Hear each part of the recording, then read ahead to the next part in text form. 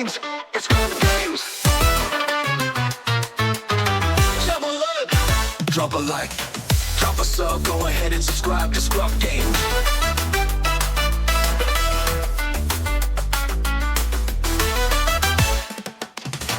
Drop a like, drop a sub, go ahead and subscribe to ScrubGames. How's it going, Scrub Gamers? Welcome back to another video here at ScrubGames, and today we're moving on to the Villainy only cards from Set 5 Legend of the Force.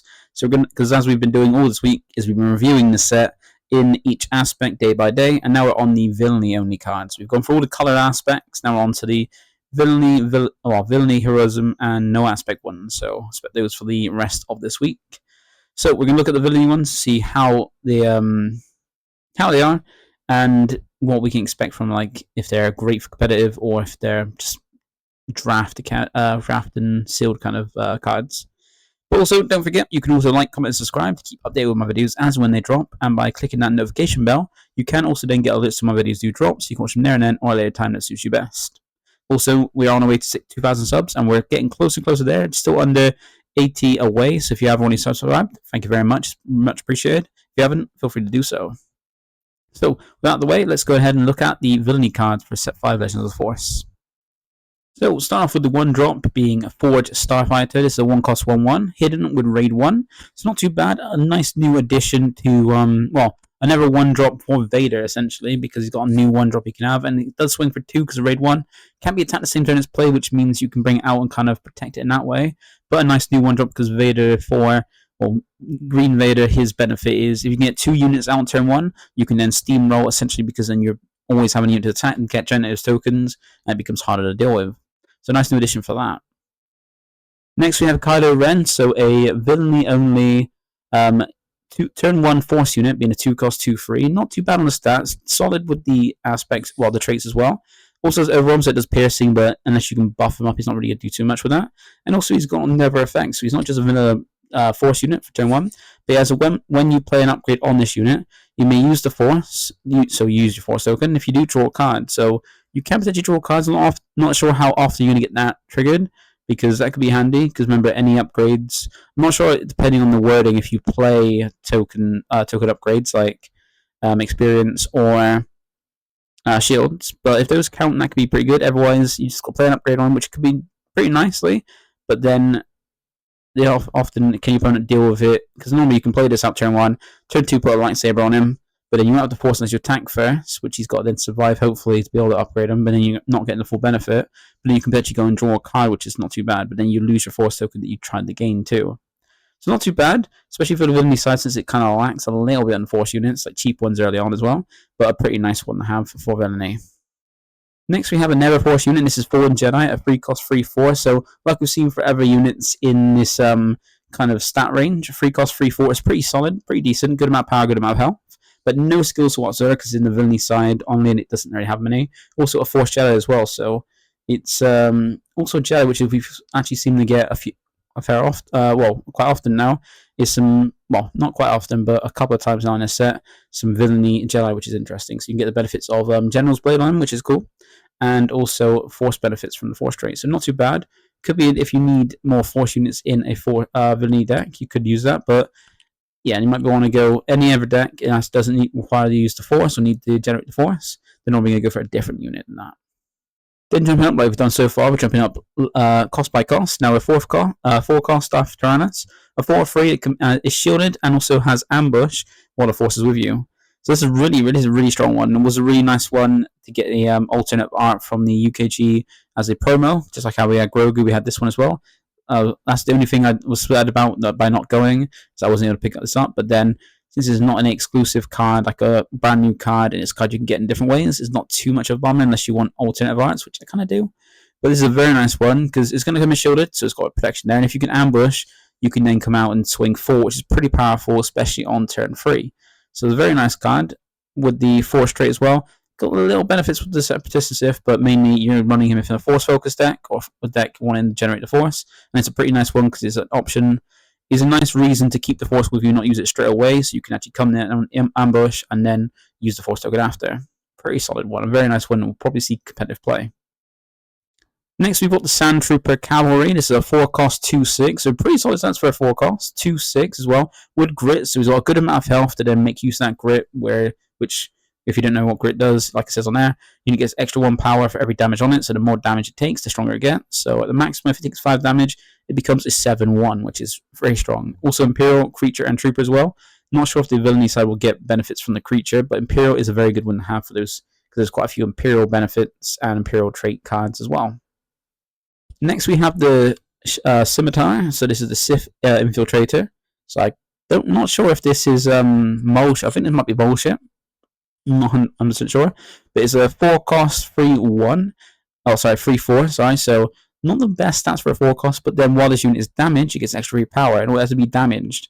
And there's a fair few ways you can damage it for your own effects, or even by just attacking it something else. And then if it takes any little bit of damage, it becomes double the power at a 6-4, or with 1 damage on a 6-3 technically, because it's got 3 minute HP. And this is a very nice one if you can get the damage on easily. I'm looking forward to adding this to my Red Vader deck, just so I can damage it myself as a good reason, and then go ahead, because it's a Villainy card itself, and then start swinging hard with it as well, which is not pretty nice. But yeah, pretty cool unit, and just it gets better benefit the more damage when it's damaged, which is cool. Next, we have Darth Malak, and this is a 5-cost 4-7, so not too bad with his stats. With Overwhelm and when played, if you control a Sith Leader, a Sith Leader unit, you get the Ready This unit. Now, that's pretty good. That's a pretty strong effect, but then if you don't have a Sith Leader out, it's actually just a vanilla 5-cost 4-7, which is not the best. Now, with Sith Leaders, there are not many before this set. There's not many, not many that deploy early anyway. So if you look at all the leaders with this set from previous sets, there's not too many Force units. Like in the set 1, there is Palpatine as a Sith, Palpatine and Vader as your Sith leaders that can do it, but they deploy at 8 and 7, so it's quite late. Grand Inquisitor is not a Sith unit because he's just Force Imperial and Inquisitor, because he's just Inquisitor, not a Sith. He's not part of the Sith, and there would know everyone's in that. Like the other the Villainy leaders, none of them were Force ones because there's those 3. And even in the heroic side, there was only Chirrut and Luke really that were Force leaders. And then from set 2 onwards, we didn't have really any more. Like there was no more Sith. Like there's a Kylo Ren's not Sith; he's First Orders, so he doesn't have that. And he was the only really Force leader in the second set, apart from Rey. Well, on the dark side anyway. And in Twilight, we did get some new ones. We did get Dooku. But once again, he deploys very late at 7 as well, so he's never the late deploying leader. And then there's a Sarge Ventress you can potentially use as him. So Sarge is one you can use as him, but she doesn't see too much play, even though she deploys quite early. She deploys a turn before Malak drops, so you can potentially have her out, buff her up with something as well, and then have him drop, and then attack straight away. But then you're not using an event that turn to then go ahead and get the benefit of Sarge to attack and gain 1 extra power and do the shoot first ability. So not the most useful. And then the set after set 4 we've got, there's only 1 Sith leader being Vader, and he's more a vehicle focused one. So unless you want to put that in and not, but then you're deploying him not as a leader but as an upgrade, so you're not going to have a Sith leader unit out because it doesn't pass the traits onto the unit. So outside of that, for the new ones, you've only got Snoke, which you could put. Well, Snoke's not even a first one actually. Yeah, he's you got Darth Maul. Well, you got Darth Maul and Revan as the only other Sith leader units, and they come down at 5 and 6, which is not too bad. But then you don't really want to tap out on Revan for a 5-cost, a 4-7. That's not really going to do too much with the damage unless something's already damaged on board to be able to go and take something out and get the benefit. So it's not that great a legendary. Like, I don't really like it. I haven't even been putting in things like my Revan decks that I've been building for my buddy to have because he loves the character and trying to help him get into the game. But yeah, it's not the greatest. I wouldn't say it's a great legendary, and I wouldn't put this in my decks. But if you want to, it's pretty nice. Probably gone more onto this card, but yeah, I don't think it's that great given like how many Sith leaders we've got at the moment. Next, we have HK87 Assassin Droid. This is a 5-cost 4-4, so not the best cost to its stats, but it's a Imperial Droid, so benefits there, and when defeated, deal 2 damage to each ground unit, so never when defeated for full, which I'm not sure if it's worth it when the same resource you can play that spaceship that can then throw damage about like it's nothing. But it's got nice stats, a pretty good draft and seal card. Next, we have Army of the Dead, being a 6 cost 7/6 Night Undead, and this is essentially a draft and soul card. No real effect. Stats are good for soul and draft, but that's about it.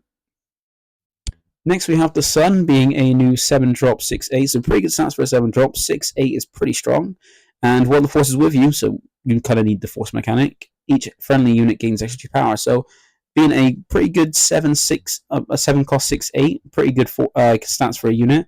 Comes out, and then while you got the Force buffs, all your other friendly units spend extra 2 power. It's pretty nice, pretty good rare. But then I'm not sure how great it's going to be. You need to have a board to get the benefit of it and have this out. So I'm not sure how great that would be.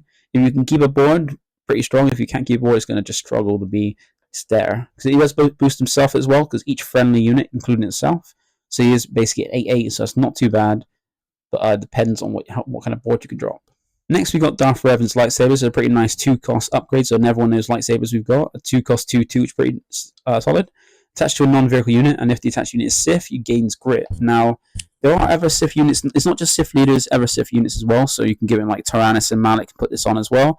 Get a boost and then gains grit. But this is also very nice for Revan because his whole effect is to, when a friendly unit defeats an enemy unit, you get the given 1 experience. So it means they're going to be taking damage to attacking other things unless they're using things like shoot first and those kind of abilities to not take damage, unless you're healing up as well. But if you are running Revan and you do attack everything, you can do this to buff up the unit. And if you do this on your leader, you can start taking out things a little bit easier because he goes from a 3/6 then to a 5/8. Then takes something out, buffs himself by experience as well if he takes anything out, and then with this gains even more power thanks to grit, so you can get him quite huge. I think I've got him up to a lot, like 17 before, which is crazy. But yeah, it's really, really cool, and very nice upgrade. Next, we have Consumed by the Dark Side, and this is a 2-cost event that gives 2 experience to a unit, but does 2 damage to it, so it's handy for those units with grit. You'll buff them up by 2/2, and then deal damage to them, so you're essentially giving any grit unit an extra 4/2 to their stats, an extra 4 power to their stats, essentially, because you're giving 2 experience, so it's technically getting a 2/2, but you're doing 2 damage to it to take away from the 2 health it's gaining, but then give it 2 more power if it's got grit. So you're essentially giving any grit unit an extra 4, any extra grit unit extra 4 power, but any normal unit that doesn't have grit, you get an extra 2 power essentially with this, because 2 experience but 2 damage outweighs the health. So not too bad. More of a sealed and draft card. Next, we have Blood of the Inquisitor, and this is one if you like playing Force decks and you like putting the lightsabers on, and you putting all the fancy new lightsabers you on with old ones in your deck as well. This is a really nice one because a 2-cost event allows you to return a Force unit and a lightsaber upgrade from your discard pile to your hand. So you can get back one of those many Force units you can grab that are pretty strong. You've got some pretty strong ones, even with the new ones like Shinhati and Darth Tyrannus stuff. Being able to grab back a Tyrannus and get back Revan's lightsabers as well is pretty handy. So this is a pretty nice card to help you get back some of those benefits, like your lightsabers back, and also get back a Force unit as well. Even if it's just for a 2-cost to grab back any Force unit or any lightsaber is pretty handy. You don't have to get both, but it's still pretty nice to grab back some of those cards you've lost. And then lastly, for the Villainy ones, we have the last one being In the Shadows, a 2-cost event, which allows you to give an experience token to each of up to 3 units that have hidden. So we've got a fair few hidden Force units in yellow. I'm going to give Shin, Shin, Dooku, and Balin an experience, which is pretty nice. But then you give them 1/1 each, so you got to have enough on the board, which sort of hidden, keep them around, but they got to stick around after the fact as well, not seeing they're played. So not too bad, but I think it's more of a draft and seal card.